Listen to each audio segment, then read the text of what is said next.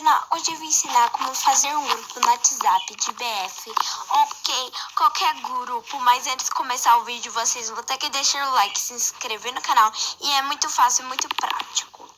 Então, vamos se inscrever no canal, que é muito importante, que vai ajudar vai ajudar nós. Então, se inscreva e deixe o like, que eu quero chegar à meta de 100 inscritos. Eu sei que eu nunca vou conseguir.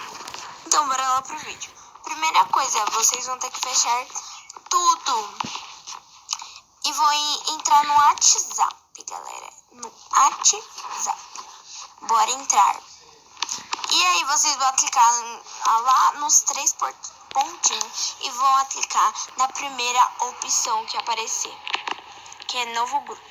E aí, vocês vão clicar nas pessoas que é do WhatsApp, que você quer que entre no Google. Pode fazer grupo de BF também. Eu vou pôr minhas amigas aqui da minha escola.